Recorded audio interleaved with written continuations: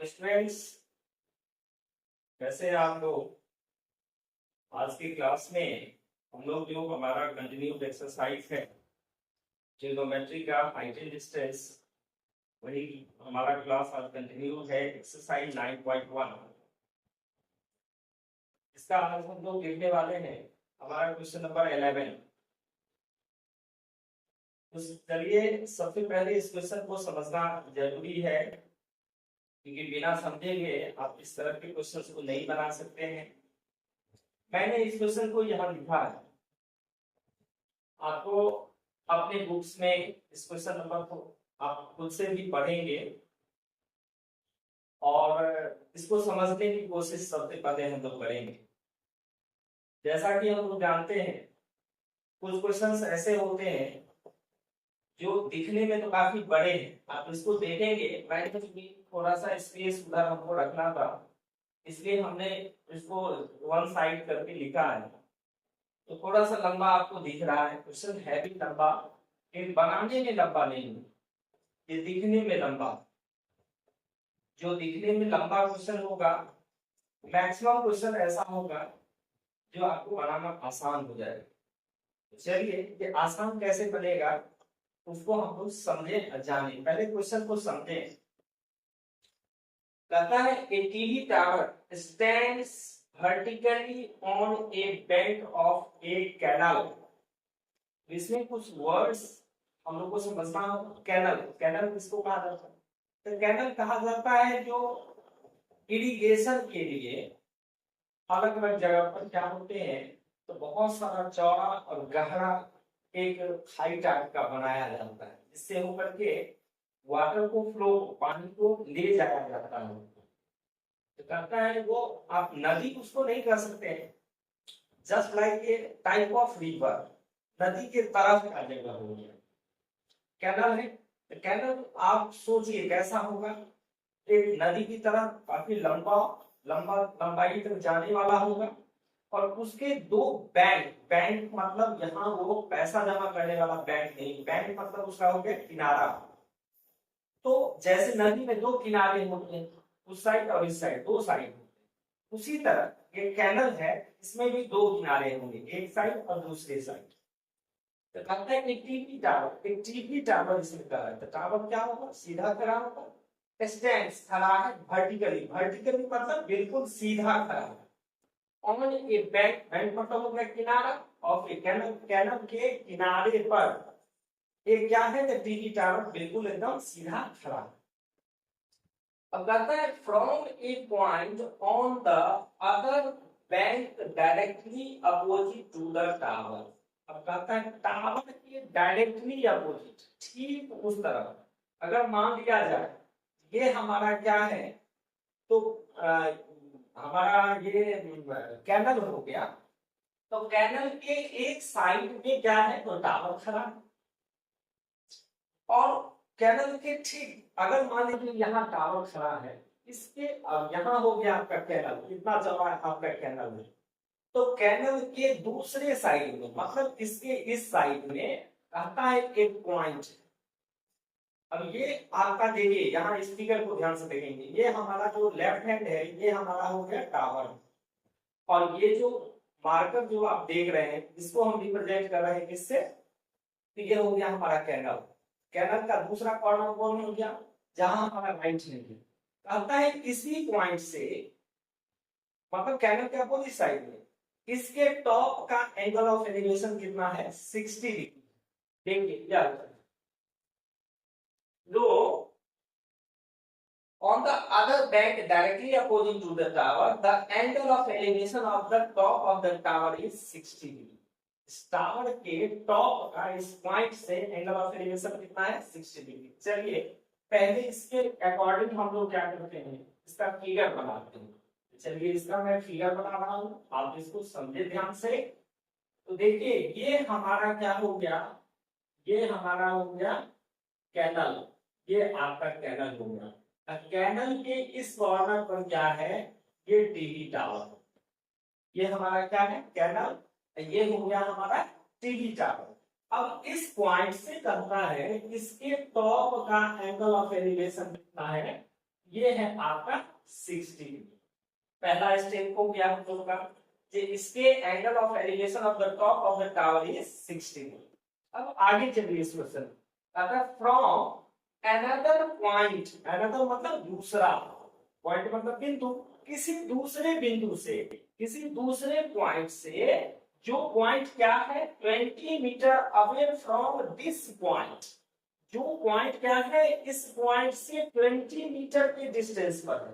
तो ये पॉइंट आपका कौन सा है, इसको हमने ए पॉइंट मान लिया, बी हो गया, सी, बी सी हमारा टावर है और ए पॉइंट था, मतलब इस ए पॉइंट से 20 मीटर के डिस्टेंस पर। अब कहिएगा 20 मीटर किधर जाना है, किधर तो आपका कैनल है, 20 मीटर इधर ही है, स्वाभाविक, तो हम लोग आएंगे इधर से, आप 20 मीटर इधर आ जाएंगे। तो मान लीजिए ये पॉइंट हो गया डी, ये नया पॉइंट हम लोग को मिल गया डी।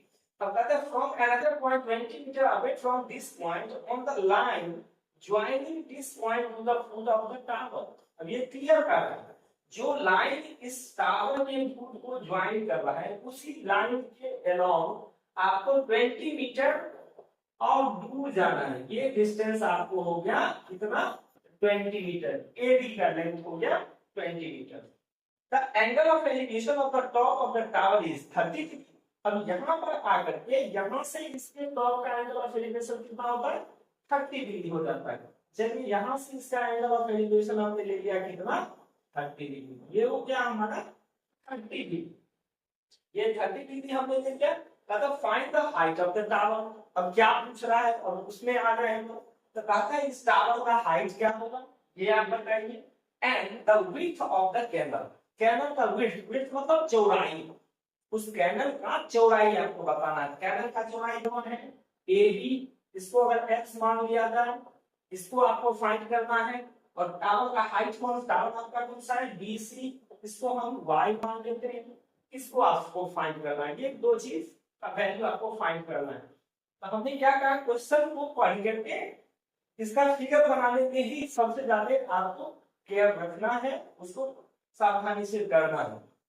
अब यहाँ से x और y हमने इसको मान लिया है, हम लोग यहाँ लिख देंगे लेफ्ट, क्या माना है हमने, विड्थ, विड्थ मतलब चौड़ाई ऑफ द कैनल, कैनल का चौड़ाई, इसको आपने क्या माना है x, और क्या माना है हाइट ऑफ टावर, टावर का हाइट, टावर का हाइट हमने क्या माना है, इसको माना है y। यही दो चीज आपको फाइंड करना है। अब आप देखेंगे थीटा वाला दो ट्रायंगल है, एक है एबीसी जिसमें थीटा है 60 डिग्री, और दूसरा ट्रायंगल हो जाएगा डीबीसी पूरा बड़ा वाला, जिसका थीटा कितना है 30 डिग्री। यही दोनों ट्रायंगल हमको यूज करना है। तो पहला ट्रायंगल जो लेंगे उसका बेस x है और परपेंडिकुलर क्या है पी वाई है। तो पी और बी ये फॉर्मूला आ गया 10 वाला, फिर 10 या कॉट का फॉर्मूला हमको यूज करना है। तो चलिए सबसे पहले हम लोग क्या करेंगे, ये ट्रायंगल एबीसी लेंगे। अब एबीसी में आप सोचेंगे तो सर इसमें तो किसी का वैल्यू दिया ही नहीं है, तो दिया है ना, इसका वैल्यू हमने x माना है, तो उसका वैल्यू क्या माना है y। इससे क्या होगा, x और y के बीच एक रिलेशन हम लोग को आएगा। चलिए रिलेशन लेके निकालते हैं हम लोग। यहाँ लिखेंगे इन ट्रायंगल एबीसी। अब इस एबीसी में कितना है tan थीटा, tan थीटा कितना है 60, perpendicular by base p by b। देखिए p हमारा परपेंडिकुलर क्या हो गया bc और बेस हो गया ab। अब चलिए tan 30 का वैल्यू कितना होता है, तो √3, इसका वैल्यू हमने ले लिया √3। अब bc का वैल्यू क्या है y और इसका वैल्यू है x। √3 का मतलब जैसा आप जानते हैं √3/1 क्रॉस मल्टीप्लाई कर देंगे, y को 1 से मल्टीप्लाई करेंगे तो ये y आ जाएगा और ये कितना आ जाएगा √3 into x। That is your equation number first. इसलिए हमारा equation number first, here we get the relationship between x and y। जहां हमने क्या किया है x और y के बीच एक रिलेशन निकाला है, जहां आपको इस इक्वेशन में y और x दोनों आएगा, तो y की जगह पर अब y का वैल्यू पुट कर देंगे तो सेम वेरिएबल में आ जाएगा, एक ही जब में चेंज कर देंगे तो वहां से वैल्यू निकलेगा। अब हम लोग क्या करेंगे, तो देखिए ये बड़ा वाला ट्रायंगल हम लोग को लेना होगा, बड़ा वाला ट्रायंगल चलिए ले लेते हैं। यहाँ हम लेते हैं कौन सा? In triangle DBC, DBC, DBC में यहाँ भी टेन थीटा, थीटा कितना है 60 डिग्री। देखिए डीबीसी ये ट्राइंगल है, इसका थीटा हो गया सॉरी 30 डिग्री, हाँ 30 डिग्री हो गया। फॉर्मूला वही चलेगा, परपेंडिकुलर बाय बेस, इसके लिए परपेंडिकुलर क्या होगा? वही बीसी हो जाएगा परपेंडिकुलर, लेकिन बेस क्या होगा? बेस होगा डीबी या बीडी, जो आप कहिए वो बेस आपका होगा। अब इसमें देखिए इस बीसी को तो हमने y माना है, और ये डीबी क्या होगा? डीबी एडी प्लस ए, दोनों को ऐड करेंगे तो ये डीबी हो जाएगा। इसका वैल्यू क्या आ जाएगा? x प्लस 20, इसका वैल्यू आ जाएगा। तो देखिए x प्लस 20 आ गया। अब 1030 का वैल्यू आप लीजिए, 1030 का वैल्यू कितना होता है? 1/√3। अब ये y, अब देखिए यहाँ आ गया, y को हमने सब्स्टिट्यूट करना है, y की जगह क्या डालना है? √3x, क्योंकि एक या तो वेरिएबल हो जाएगा y और x, तो एक वेरिएबल को एलिमिनेट करना होगा, हटाना होगा, तो हम y को आसानी से हटा सकते y का। आप x का वैल्यू यहां से निकाल के पुट कर सकते हैं। चलिए y का वैल्यू हम लोग को कितना है? √3x, ये हो जाएगा √3x divided by x plus 20।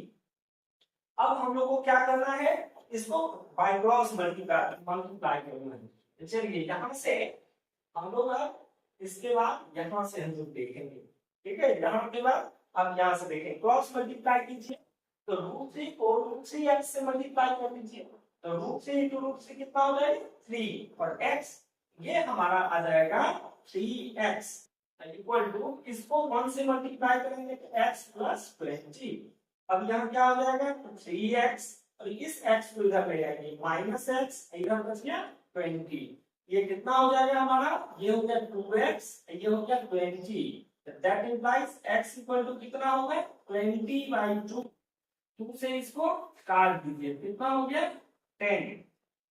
तो x हमने किसको माना था? x हमने माना था विड्थ ऑफ द कैंडल। यहाँ हम लोग को निकल गया width of the candle, candle का विड्थ निकल गया। तो चलिए x का वैल्यू निकल गया। अब हम लोग को क्या चाहिए? y का वैल्यू चाहिए। यहाँ लिख देंगे हम लोग width of canal, width of canal ये इक्वल्स टू कितना निकल गया? 10 meter, that is the value of x। अब हम लोग को हाइट निकालना है, हाइट ऑफ टावर। चलिए यहाँ लिखते हैं हम लोग height of tower, height of tower. तो टावर का हाइट क्या है? ये है y, y का वैल्यू कितना है? देखिए इक्वेशन 1 से y इक्वल टू कितना है? √3x। यहाँ हम लोग क्या लिखेंगे? √3x, ये कितना हो जाएगा? √3 इंटू x कितना है? 10, तो क्रॉस मल्टीप्लाई कर देंगे तो कितना आ जाएगा? 10√3 मीटर। यही हमारा हो जाएगा हाइट ऑफ द टावर। इसमें देखिए इस क्वेश्चन में क्या था? दो चीजों का वैल्यू आपको फाइंड करना, find the height of the tower and the width of the candle. यहाँ कैंडल हमारा क्या था? AB, जिसको हमने क्या माना? x। देखिए यहाँ हम लोग का x का वैल्यू आया कितना? 10 मीटर। ये 10 मीटर हम लोग का विड्थ ऑफ द कैंडल आ गया। उसके बाद हाइट ऑफ द टावर हमने निकालनी थी, तो हाइट ऑफ द टावर को हमने y माना है, और इक्वेशन 1 आपको करवाया है। y इक्वल टू कितना है? √3 इंटू x। √3x का मतलब हो गया √3 मल्टीप्लाई x का वैल्यू, x का वैल्यू हो गया 10, तो √3 को 10 से मल्टीप्लाई कर दिया, कितना आ गया? 10√3 मीटर आ गया।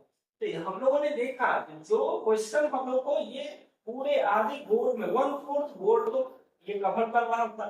हमने क्वेश्चन इसलिए लिखा, तो देखिए कितने बड़े क्वेश्चन है। तो ये क्वेश्चन कितना 1/4 में था, देखिए यही पार्ट में हम लोगों ने इस क्वेश्चन को बना लिया, और वो भी आपको अच्छी तरह समझ में आए, इसलिए इसके स्टेप्स कुछ मैं क्या करता हूँ, एक दो स्टेप्स और बढ़ा करके देता हूँ, ताकि आपको आसानी से और समझ में आ सके। वैसे जब आप इस क्वेश्चन को अच्छी तरह प्रैक्टिस कर पाएंगे, तो आप एक आध स्टेप और उसको कम कर सकते हो, बहुत ज्यादा भी नहीं करना है, क्योंकि जब आप एग्जाम्स में लिखते हैं इस तरह का रहना चाहिए। देखिए एग्जाम में जब भी किसी क्वेश्चन को बनाएंगे तो ये ध्यान रखिए, जो मुझे क्या करना है, सामने वाले को समझाना है, क्योंकि जो एग्जामिनर आपकी कॉपी चेक करेगा तो वो तो आपकी बात को जितनी आसानी से समझेगा उतने अच्छे मार्क्स आपको मिलेंगे। इस तरह से कोई ना क्लमजी लैंग्वेज यूज कीजिए, ना कैलकुलेशन बहुत क्या होता है, बहुत बच्चे को देखते हैं कॉपी में बटन काट पूरा गंदा किए हुए, नहीं, that are the bad habits, वो गलत आते हैं। कॉपी आपकी क्लीन होनी चाहिए, जो भी आप कैलकुलेशन करें वो कहीं पर आप रफ लिख दीजिए, रफ पेज क्रिएट कीजिए और उस रफ पेज पर भी आपको क्या करना है, अपना प्रयास करना है। चलिए इस क्वेश्चन को आप कम से कम 2 बार जरूर से जरूर इसको प्रैक्टिस करें।